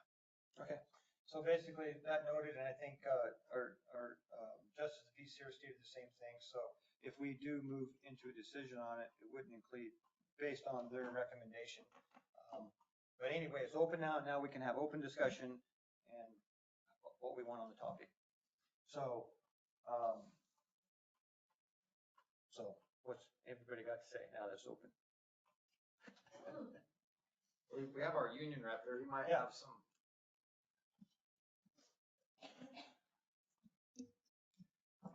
Hot topic. Bill Herring for the record, operating engineers. I do represent 90% of these job descriptions in here. If you do decide to make changes to those job descriptions need to be updated. If that's the case, we need to go right directly in negotiations is what our contract reads. So just be aware of that. So if you change anything, I'll get with Liz and Bert and Joel and we'll set up time. We'll make that happen. So just be aware of that if you're gonna change them, that's And path. on top of that, I do have an email from Joel. Joel is asking for this discussion not to go forward until he is available until June 24th, after June 24th when he returns. And how long has Mr. Locke been our employment attorney? I've never heard His his name before. firm has been for years. We've had Joel himself for about the last Well, I've been here 2 going or on 8 3 years. And he's been here. negotiations. And it was June 24th? Yes, he'll be back in the country on June 24th. Okay, so is there any other discussion on it?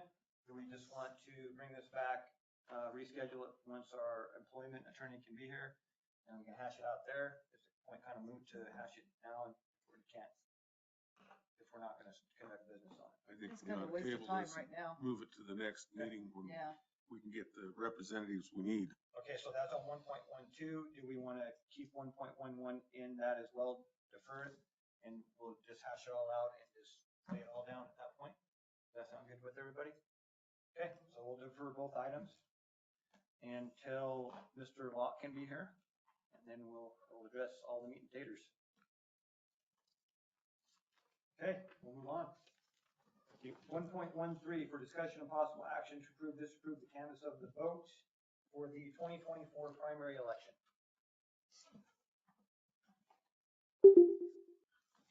Hi, Molly. Good afternoon, So we did the vote electronically. Did we do a manual count? We did do an audit after. Thank you. And everything was good? No discrepancies found? Nope, everything went really good. Okay. Commissioners have any questions on it? Does the public have any questions on it? Okay. I will hear a motion.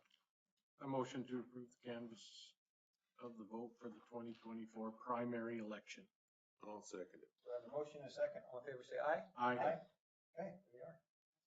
So we'll move into 2.1, correspondence reports, future agenda items.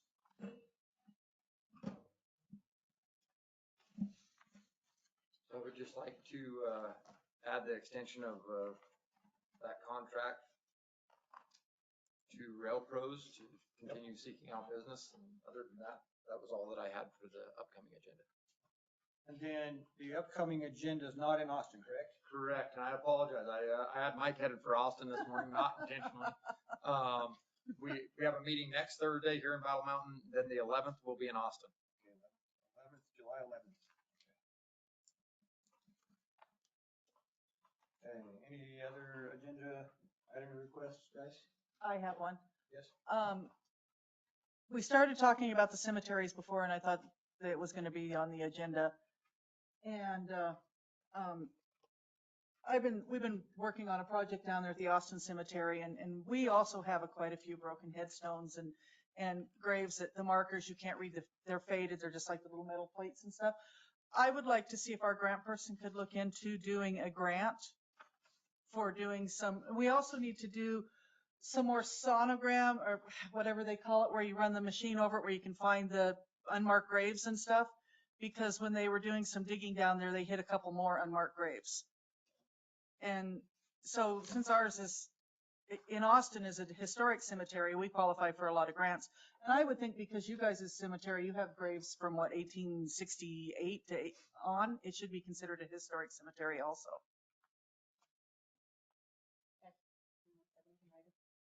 Yeah, we can do that. We will get with Donnie and Justy. They are actually the administrators of the cemetery. Right. Donnie, their position. Justy, and Mitt in Austin is Correct. on that board. Yes. Just per when they get put in positions, by default, they are the administrators of them. So we'll see Right. what the rules are and kind of do some research and come back. And here lately, I don't know why it is, but everybody has been in the office getting their grave sites marked and put down in the books and stuff. And so Mitt's like, well, I'm hoping that nobody's in there. And we have to move it. So it'd be nice to be able to go out and do another one of those sonogram or whatever they call it. So. Yes, and I think that something we might want to consider adding is purchasing additional property down here in Battle Mountain to expand our cemetery. We've tried in the past, and we can only buy property at whatever the appraised value is, and the owner next to that doesn't want to sell it at appraised value, but is willing to do some property trading. So if we want to expand that one here, we might want to consider trading some property. I believe that he had expressed some interest in some property along the frontage of the freeway that's not really accessible other than for like billboards that we might put on there if you guys are interested in that. Okay. Yeah. Kind of fits that. And our cemetery fence is in tough shape. It needs some repairs too. That's no sweat. We can do that without it. It's too bad that we didn't catch it in time for the guys that are there now.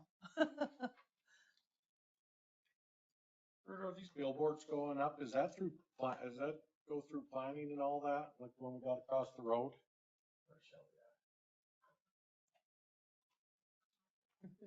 Okay, isn't that right in the middle of where we're putting the fire department? That was gonna be my next No, question. right next door. We're just to the right. Okay. So they submitted a permit to the building department. Colt kind of has me look over it. It meets the setbacks. Billboards are allowed in the commercial zone. So yeah. So is this with the property owner then? Yeah. So Lander County approved this one over here since we bought that lot? That's not our. It's Oh, that's not a lot. on- So it's like bordering right next. I thought we had that whole piece, so. No, we get just to the right of that. I believe there's a couple acres to the left of I that. was like, cool, man, we can do a lot of advertising, the county can on that board as well. Will we be coming up on a time for an update on any advancement on the horse population where you guys got to go all the time? Are we coming, that's We gonna can, hit? we can make that an item. If we're ready, if not, we can wait till a future time, but it'd be nice to get an update on. You bet. I think that we're about there. One of the things that Brian kind of alluded to, something that we're working on with the horses, we could update you on that as far as trying to create something to create a group to move forward and potentially get some production there so we could add that to it. Isn't it about time for NDOT to come do their yearly report? too? Yes, they will be probably at the end of July. Okay. So any requests that we have, concerns, let me know so we can hit them a little ahead of time. They could show up with prepared to answer. The some of Austin them, or maybe- Summit and Battle Mountain Highway to the Altamira Farms, they're horrible. Rumor has it they're supposed to be repaving from the junction there at 305 and 50 to the turnoff Antelope Valley, but I've yet to see that. And there's take place. no survey marks, nothing. So that's what they're saying that they're going to do. Yeah.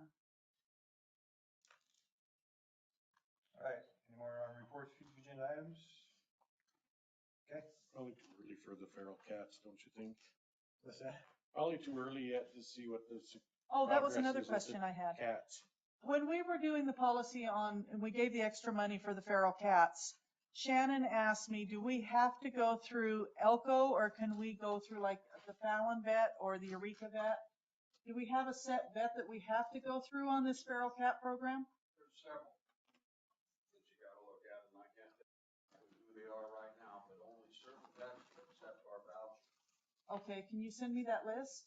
So Shannon, That's very good. yeah, so Shannon knows what she's doing out there in Kingston. I didn't think they had a feral cat problem out there, but they do.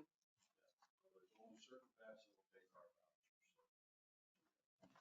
Okay, But there's several who okay, good. Okay, anything else? Okay, we'll open it up for public comment for non-agenda items only as a public comment. Okay, hearing none, your motion for adjournment. Motion to adjourn. I'll say. Have a motion, second to adjourn, all in favor, say aye. Aye. Okay, thanks, everybody.